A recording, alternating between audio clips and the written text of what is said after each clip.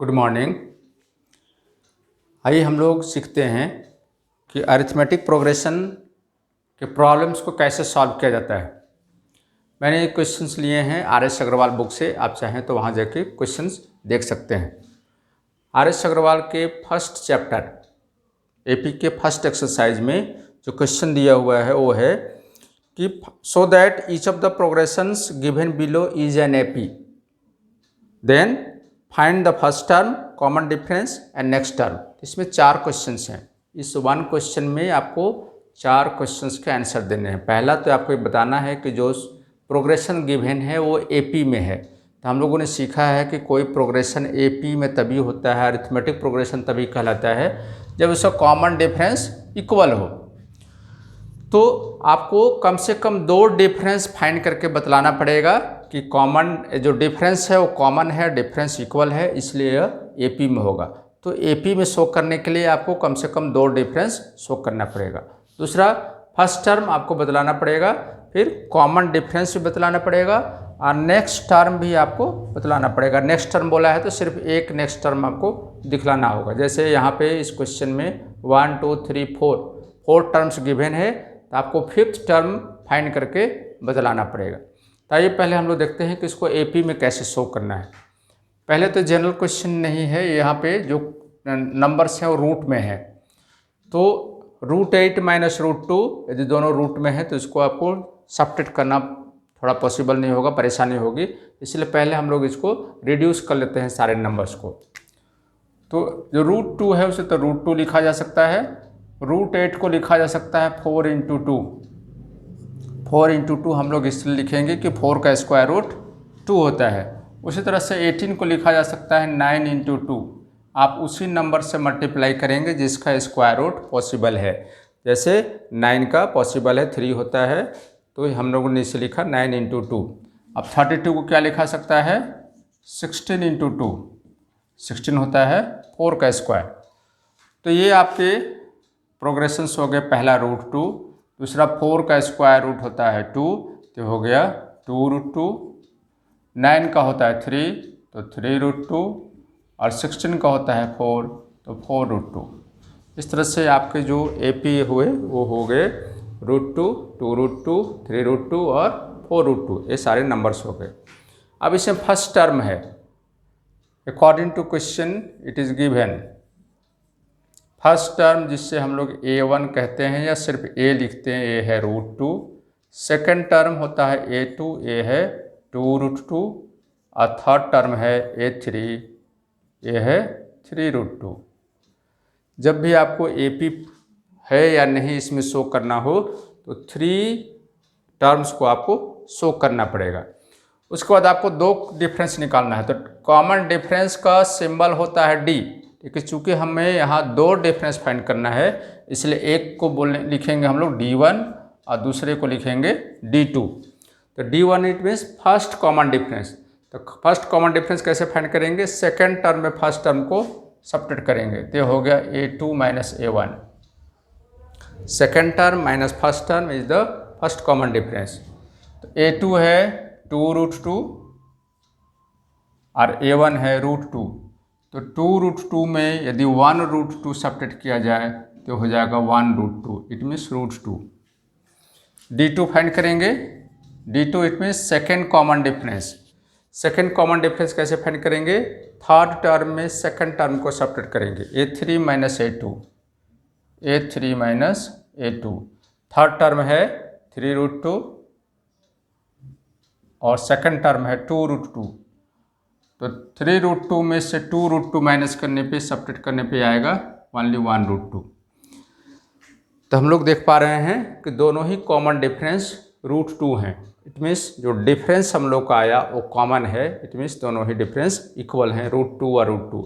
तो ये जो सीक्वेंस दिया हुआ है, ये जो प्रोग्रेशन दिया है वो क्या है, अरिथमेटिक प्रोग्रेशन है। तो आप इसके बाद आपको लिखना पड़ेगा since D1 is equal to D2, both common differences are equal, therefore the given progression are in AP। जो प्रोग्रेशन गिवन है वो AP हो गया। इस तरह से हम लोगों ने फर्स्ट पार्ट का आंसर किया यहाँ तक। फर्स्ट पार्ट का हम लोगों ने आंसर किया कि प्रोग्रेशन क्या है, एपी में है। अब सेकेंड पार्ट में पूछता है कि what is the first term, what is the common difference and what is the next term. तो हम लोगों का कॉमन डिफरेंस आया है √2, इसे आप ध्यान रखेंगे। तो फर्स्ट टर्म हम लोग का क्या है, तो फर्स्ट टर्म है √2। तो आप लिखेंगे नेक्स्ट क्वेश्चन के आंसर के लिए A1 is equal to √2। Common difference D is only √2। ये भी D भी कॉमन डिफरेंस भी हम लोग का √2 ही आया था। अब फर्स्ट टर्म में क्या है, √2। तो हम लोगों ने बतला दिया कि फर्स्ट टर्म जिसका सिंबल है A1 वो है √2, और कॉमन डिफरेंस अभी तुरंत हम लोगों ने देखा को आया था √2। तो फर्स्ट टर्म हम लोगों ने बतला दिया, कॉमन डिफरेंस बतला दिया। क्योंकि वहाँ 2 अलग अलग डिफरेंस निकालना था, इसलिए हम लोगों ने सिंबल लिया था D1 D2, और लेकिन यहाँ सिर्फ 1 डिफरेंस है, इसलिए हम लोगों ने लिखा सिर्फ D। और नेक्स्ट टर्म, तो ऑलरेडी आपके पास 4 टर्म्स आपके पास है, तो फिफ्थ टर्म आपको फाइंड करना है, the next term. The next term हो जाएगा A5। तो अकॉर्डिंग टू जनरल टर्म हम लोग के पास जो फार्मूला है A5 का, A + 4D, A + n-1 into D, ये हम लोग का जनरल टर्म है, आप इसे याद रखेंगे। यदि हमें फिफ्थ टर्म फाइंड करना हो तो n के जगह पर क्या रखेंगे, 5, तो 5 - 1 हो जाएगा 4, तो A + 4D। तो A है आपका √2, 4 इंटू D भी है √2, तो 4√2 + 1√2, ये हो गया 5√2। आप चाहे तो नेक्स्ट टर्म इस तरह से भी फाइंड कर सकते हैं। आपका फोर्थ टर्म दिया हुआ है 4√2, तो आप दूसरे मेथड से भी A5 फाइंड कर सकते हैं next term. A5 is equal to A4 plus common difference. जो लास्ट टर्म है, जो यहाँ पर A4 है, उसमें आप कॉमन डिफरेंस ऐड करेंगे तो नेक्स्ट टर्म आपका फाइंड हो जाएगा। तो A4 है 4√2, ये 4 है फोर्थ टर्म, और कॉमन डिफरेंस हम लोग के पास है √2, तो 4√2 + 1√2 5√2। यदि आपको नेक्स्ट टर्म फाइंड करना हो तो आप जनरल टर्म के इस फार्मूला का यूज कर सकते हैं, और नहीं तो आप जो भी लास्ट टर्म दिया हुआ होगा क्वेश्चन में, उसके बाद कॉमन डिफरेंस को ऐड करके नेक्स्ट टर्म फाइंड कर सकते हैं। इस तरह से हम लोगों ने सभी क्वेश्चंस का आंसर दे दिया है। पहले हम लोगों ने बतला दिया कि ये पी में है या नहीं है, फिर हम लोगों ने फर्स्ट टर्म के बारे में इंफॉर्मेशन दिया, फिर कॉमन डिफरेंस बतलाया, फिर फिफ्थ टर्म बतलाया हम लोगों ने नेक्स्ट टर्म। इस तरह से इस क्वेश्चन का आंसर कंप्लीट। अब हम लोग नेक्स्ट क्वेश्चन सॉल्व करते हैं।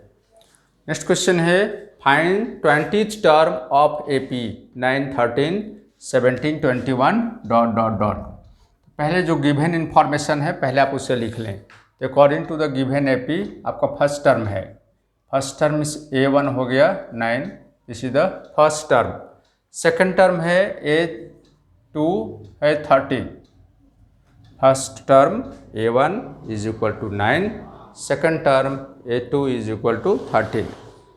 आपको सिर्फ 2 टर्म को लिखना पड़ेगा। इसके बाद आपको निकालना होगा कॉमन डिफरेंस D। D का मतलब होता है कॉमन डिफरेंस, इसका फॉर्मूला होता है next term minus previous term.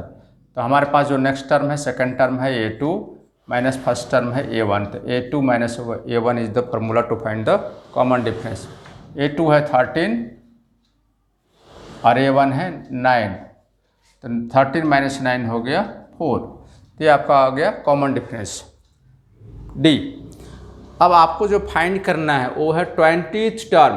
20th term means हुआ कि 20 टर्म का वैल्यू क्या होगा वो आप बतलाइए। फर्स्ट टर्म तो 9 है, सेकेंड टर्म 13 है, थर्ड टर्म 17 है, फोर्थ टर्म 21 है, तो 20th टर्म आपके पास क्या होना चाहिए, ये क्वेश्चन पूछ रहा है। इट मीन्स हमें पूछ रहा है A20 is equal to question mark. 20th term is A20 find करना है। अब A20 का फॉर्मूला क्या होगा, A + 19D। आपको जो भी टर्म फाइंड करना हो उसमें से 1 माइनस कर लेंगे। क्यों, हमारे पास जो जनरल टर्म है वो है A + n-1 इंटू D। यदि हमें 20th टर्म फाइंड करना है तो n के जगह पर रखेंगे 20, तो 20 - 1 हो जाएगा 19। तो आप यहाँ पर ये भी लिख सकते हैं A + 20 - 1 इंटू D, या डायरेक्ट आप 19 लिख सकते हैं, इसलिए कि 20 में 1 सब्ट्रैक्ट किया जा सकता है। तो 20th टर्म का फॉर्मूला होगा A + 19D। अब ए का वैल्यू है आपके पास 9 प्लस 19 और डी का वैल्यू है 4। तो इस तरह से आप 19 से 4 को मल्टीप्लाई करेंगे और 9 ऐड करेंगे तो 20th टर्म आपके पास आ जाए। नेक्स्ट क्वेश्चन है which term of the AP 72, 68, 64, 60 dot dot dot is 0। तो सबसे पहले आइए हम लोग जो इन्फॉर्मेशन है उससे लिख लेते हैं। तो पहला है फर्स्ट टर्म हमारे पास है 72, सेकेंड टर्म A2 है 68, थर्ड टर्म लिखने की ज़रूरत नहीं है। इसके बाद आपको फाइंड करना है कॉमन डिफरेंस D। D का फार्मूला होता है A2 minus A1, second term minus first term. A2 है 68, A1 है 72। चूँकि 72 बड़ा नंबर है और इसका साइन है माइनस, इसलिए जो आपका कॉमन डिफरेंस आएगा वो नेगेटिव आएगा, तो -4। तो कॉमन डिफरेंस हो गया -4। अरे 0 किसका वैल्यू है? देखिए पूछ रहा है which term is 0, which term is 0, कौन सा टर्म 0 है? इट मीन्स 0 उस टर्म का वैल्यू है। तो हम लोग मान लेते हैं कि दैट टर्म इज n। तो जो 0 जो दिया है वो an का वैल्यू दिया हुआ है, an इज इक्वल टू 0। 0 हम लोगों ने मान लिया कि वो nth टर्म वाला वैल्यू है, तो nth टर्म का वैल्यू an दिया है 0। तो which term is 0, it means 0 is the value of an। Which term it means आपको जो फाइंड करना है वो है n, तो आपको फाइंड करना है n। यहाँ पे n फाइंड करना है और an का वैल्यू 0 एक गिवन है। Which term it means number of term आपको फाइंड करना है, इट मीन्स n फाइंड करना है। तो फार्मूला आपका वही है, चाहे आपको an फाइंड करना हो या n फाइंड करना हो या डिफरेंस फाइंड करना हो, फार्मूला में वही यूज करते हैं। तो फार्मूला हमारे पास है an is equal to a plus n minus 1 into डी, that is the general term of the AP. an का वैल्यू हमारे पास है 0, तो आप लिखेंगे 0। a का वैल्यू है 72 प्लस n माइनस 1, n का वैल्यू हमारे पास नहीं है, इसलिए n के जगह में आप n ही रखेंगे और d के जगह है -4। तो चूँकि LHS में 0 है तो सबसे इजी कैलकुलेशन के लिए आप क्या करेंगे, इधर 72 फर्स्ट टर्म को आप इस साइड में ले आएंगे LHS में। 72 पॉजिटिव में है, इधर जब आएगा तो होगा नेगेटिव में। तो 0 minus 72 it means -72 is equal to n minus 1 into -4।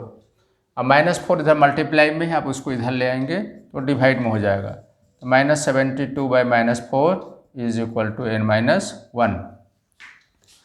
तो माइनस माइनस कैंसिल, 4 से 72 को आप कैंसिल करेंगे तो 18 टाइम्स जाएगा, तो हो गया 18 is equal to n minus 1।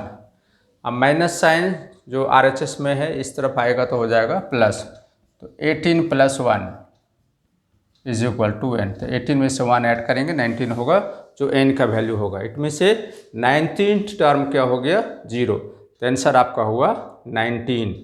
This question is which term of the AP 3, 8, 13, 18 will be 55 more than it's 28th term. तो क्वेश्चन कुछ भी हो, सबसे पहले आपको जो इन्फॉर्मेशन कलेक्ट करना है वो है first term, second term and common difference. तो अकॉर्डिंग टू गिवन AP आपके पास जो फर्स्ट टर्म है A1 है 3, A2 है 8, तो आप कॉमन डिफरेंस फाइंड करेंगे D is equal to A2 minus A1, A2 है 8, A1 है 3, तो कॉमन डिफरेंस हो गया आपके पास 5। तो ये कॉमन डिफरेंस आ गया 5, ये काम आपने कर लिया। अब आपको जो फाइंड करना है वो क्या है, which term it means n find करना है। Which term it means n is equal to question mark will be 55 more than its 20th term. 20th term का मतलब हुआ A20। तो क्वेश्चन है कि वो कौन सा टर्म है जो A20 से 55 मोर है, वो कौन सा टर्म है। तो हम लोग मान लेते हैं कि वो टर्म जो है n है, तो उस टर्म का जो वैल्यू होगा वो an होगा, तो वो टर्म होगा an। तो let that term is an, let that term is A N. मान लेते हैं कि ए एन एक ऐसा टर्म है जो 20th टर्म से 55 मोर है, लिखा है will be 55 more than is 28th term. तो आपका इक्वेशन क्या हो जाएगा according to question? According to question लिखेंगे A N is equal to 55 more बोला है इसलिए आप प्लस 55 लिखेंगे, 20th टर्म से मोर बोला है तो आप लिखेंगे A20। इस तरह से आपके पास जो इक्वेशन आ गया हो गया which term it means A N will be is equal to 20th term plus 55, इसलिए बोला था 55 more than its 20th term. तो 20th टर्म से 55 ज़्यादा होने वाला एक टर्म को आप फाइंड करें, इसलिए हम लोग लिखा a N is equal to A20 plus 55। यदि क्वेश्चन होता 55 लेस तो हम लोग यहाँ पे करते नेगेटिव। अब आपको सिर्फ ये करना है कि सारे चीज़ का सिर्फ आपको फार्मूला लिख लेना है। जैसे ए एन का फार्मूला होता है a plus n minus 1 into d, A20 का फार्मूला होगा ए प्लस 19D, इसलिए कि 20 में 1 माइनस होकर 19 बचता है, इसलिए हम लोग इसको सीधे 19 लिख लेते हैं। लेकिन n में से 1 सब्ट्रैक्ट करना पॉसिबल नहीं है, इसलिए यहाँ फार्मूला में हम लोग सिर्फ n माइनस 1 ही लिखते हैं। लेकिन यहाँ 20 माइनस 1 लिखने की कोई ज़रूरत नहीं है, 20 माइनस 1 19 होता है, तो आप सीधे 19 लिखेंगे। तो ये प्लस 19D प्लस 55। अब देखिए इजी कैलकुलेशन के लिए हम लोग क्या करेंगे, यहाँ भी a है यहाँ भी a है, दोनों फर्स्ट टर्म है और दोनों पॉजिटिव है, तो दोनों कैंसिल किया जा सकता है, तो ये दोनों कैंसिल हो गया। अब लेफ्ट हैंड साइड में आपका आ गया n माइनस 1, डी का वैल्यू हमारे पास है 5, तो आप लिख देंगे 5, 19 इंटू डी 19 इंटू 5 प्लस 55, हम लोगों ने सबका वैल्यू रख दिया। अब इसको आप सब्ट्रैक्ट मल्टीप्लाई कर ले, 19 इंटू 5 प्लस 55, अरे 5 जिधर मल्टीप्लाई में उधर जाके डिवाइड में हो जाएगा, तो 9 ये हो गया आपका n minus 1 into 5 is equal to 19 plus 5 95 plus 55। तो n माइनस 1 ये 5 जब इस तरफ लाएंगे तो हो जाएगा डिवाइड में, तो 5 5 10 9 5 14 और 1 15 डिवाइडेड बाय 5, तो 5 से इसे कैंसिल कर लें तो 30 आ गया। अब ये 1 जब उस तरफ जाएगा तो प्लस में हो जाएगा, तो n is equal to 30 plus 1 is equal to 31, तो n का वैल्यू हुआ 31। इट मीन्स 31st टर्म, आपका आंसर आया 31st term, therefore 31st term will be 55 more than it 20th term. तो आपका जो आंसर आया n इज इक्वल टू 31 आप लिख सकते हैं, या 31st टर्म जो होगा वो 55 मोर है 20 टर्म से।